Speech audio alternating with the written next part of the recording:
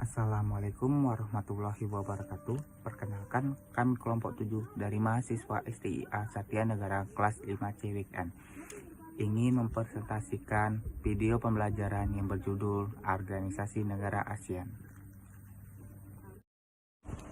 Assalamualaikum warahmatullahi wabarakatuh. Perkenalkan, nama saya Muhammad Ramadhani, NIM saya 1911371. Yang pertama, ingin menjelaskan tentang lambang negara ASEAN. Lambang negara ASEAN tersebut memiliki arti dan bentuk simbol pada logo ASEAN. Yang pertama, warna merah. Warna merah memiliki arti keberanian serta dinamika yang membentuk semangat perjuangan mencapai satu visi dan misi. Merah menjadi dasar simbol dalam lambang ASEAN. Yang kedua, biru. Warna biru memiliki arti perdamaian dan keamanan.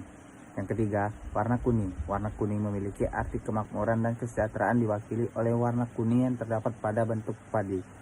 Yang keempat, warna putih. Warna putih melambangkan kesucian dan memiliki bentuk lingkaran yang melengkapi setiap bentuk lambang yang lain. Dan bentuk itu ada 3, yaitu lingkaran, padi, dan tulisan ASEAN. 1. Lingkaran. Lingkaran tersebut terdapat 2 lingkaran pada lambang ASEAN, yaitu berwarna biru dan putih.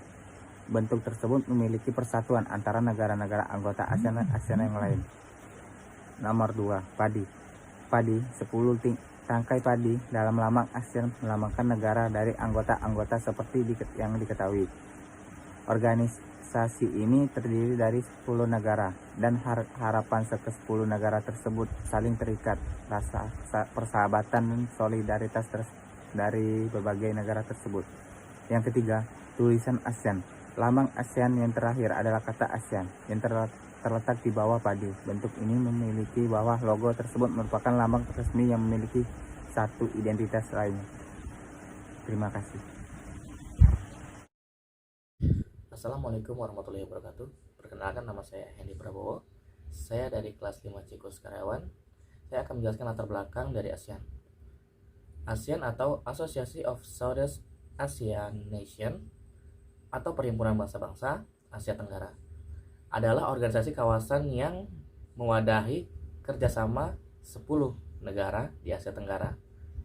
ASEAN dibentuk tanggal 8 Agustus 1967 di Bangkok, Thailand oleh 5 negara pendiri, yaitu Indonesia, Malaysia, Filipina, Singapura, dan Thailand melalui penandatanganan Deklarasi Bangkok. Penandatanganan Deklarasi Bangkok pada tanggal 8 Agustus 1967 oleh Menteri-Menteri Luar Negeri seperti Narcio Ramos dari Filipina, Adam Malik dari Indonesia, Tarat Koman dari Thailand, Tun Abdul Razak dari Malaysia, dan Raga Ratman dari Singapura. Berikut negara-negara anggota ASEAN berdasarkan tanggal menjadi anggota. Untuk yang pertama itu Indonesia pada tanggal 8 Agustus 1967. Yang kedua itu Malaysia 8 Agustus 1967. Ketiga Singapura 8 Agustus 1967. Thailand 8 Agustus 1967. Itu 5 Filipina 8 Agustus 1967. Brunei Darussalam 8 Januari 1984. Vietnam 28 Juli 1995. Laos itu 22 Juli 1997. Myanmar 23 Juli 1997. 10 itu Kamboja 30 April 1999. Para pendiri ASEAN mempunyai keinginan yang kuat untuk menciptakan kawasan Asia Tenggara yang damai, aman, stabil, dan sejahtera. Hal tersebut mengemukakan karena situasi di kawasan pada era 1960-an dihadapkan pada situasi rawan konflik, yaitu perebutan pengaruh ideologi negara-negara besar dan konflik antar negara di kawasan yang apabila diberikan dapat mengganggu stabilitas kawasan sehingga menghambat pembangunan. Itu saja dari saya. Sekian, terima kasih. Maksud dan tujuan ASEAN. Maksud dan tujuan ASEAN sebagaimana yang tercantum dalam Deklarasi Bangkok adalah sebagai berikut. 1. Mencapai pertumbuhan ekonomi, kemajuan sosial dan perkembangan kebudayaan di kawasan negara-negara Asia Tenggara. 2. memelihara perdamaian dan stabilitas dengan menjunjung tinggi hukum dan hubungan antara negara-negara di Asia Tenggara. 3.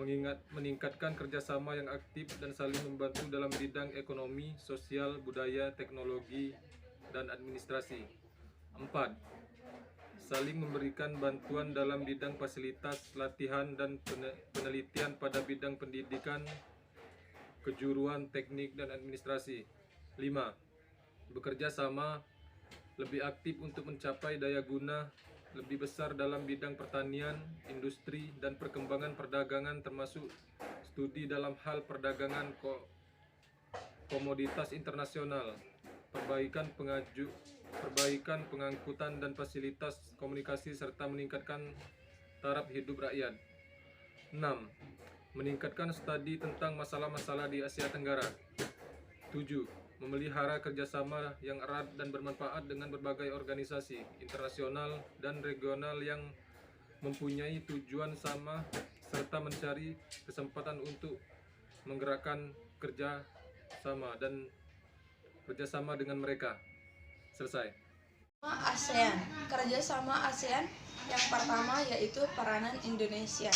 Sejak ASEAN terdiri di tahun 1967, Indonesia 3 kali menjabat sebagai ketua ASEAN, yakni pada tahun 1976, 2003, dan 2011. Manfaat ASEAN bagi masyarakat Indonesia antara lain: menciptakan stabilitas, perdamaian, dan keteraturan di kawasan ASEAN sehingga dapat melanjutkan pembangunan di segala bidang dan dapat mendorong Indonesia sebagai negara yang lebih maju.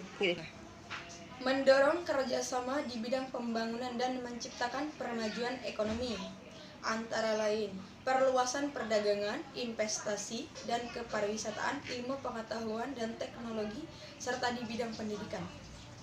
Sebagai wadah bagi Indonesia dalam memperjuangkan kepentingan nasional di kawasan Asia Tenggara dan kepentingan bersama di forum internasional. Kerjasama ASEAN yang kedua yaitu pilar masyarakat politik dan keamanan. Pilar masyarakat politik dan keamanan ASEAN adalah bentuk kerjasama yang ditujukan untuk memelihara perdamaian, keamanan, dan stabilitas di kawasan, termasuk untuk kemasyarakatan, nilai-nilai bersama HAM, dan perekonomian. Kerjasama pilar yang ketiga yaitu pilar perekonomian. Pilar masyarakat ekonomi ASEAN atau yang disebut dengan MEA merupakan upaya integrasi ekonomi ASEAN guna mencapai kemakmuran masyarakat merata yang berkelanjutan. 4 pilar MEA yaitu: 1. Pasar dan basis produksi tunggal. 2. Kawasan ekonomi berdaya saing tinggi. 3. Kawasan dengan pembangunan ekonomi yang merata dan berkeadilan. 4. Kawasan yang integrasi dengan ekonomi global. Yang keempat, yaitu kerjasama ASEAN pilar sosial budaya. Pilar masyarakat sosial budaya ASEAN bertujuan untuk memelihara sumber daya manusia, budaya, dan sumber daya alam untuk pembangunan berkelanjutan di ASEAN yang harmonis serta berorientasi pada masyarakat. Terdapat 5 karakteristik masyarakat sosial budaya ASEAN sesuai visi masyarakat sosial budaya ASEAN 2025, yaitu: 1. Mengikutsertakan dan bermanfaat bagi masyarakat. 2. Inklusif. 3. Berkelanjutan. 4. Berdaya tahan. Dan 5. Dinamis. Kerjasama ASEAN yang kelima yaitu eksternal. Hubungan kerjasama eksternal ASEAN dengan mitra bicaranya berkembang melalui prinsip hubungan persahabatan dan saling menguntungkan dengan berbagai negara. Dan berikut negara-negara mitra bicaranya yaitu: 1. Australia, 2. Selandia Baru, 3. Amerika Serikat, 4. Kanada, 5. Jepang, 6. Uni Eropa, 7. PBB, 8. Republik Korea, 9. India, 10. Pakistan, 11. Republik rakyat Tiongkok, Norwegia, Swiss, Jerman, dan Turki. Tujuan utama dari kerjasama ASEAN dengan pihak eksternal yaitu memperkuat hubungan politik dengan negara mitra bicara dan organisasi internasional, memperoleh bantuan teknis dalam kerjasama kawasan, serta mempromosikan hubungan dan kerjasama ekonomi, perdagangan, dan budaya. Sekian penjelasan dari kami. Terima kasih telah menonton video ini. Wassalamualaikum warahmatullahi wabarakatuh.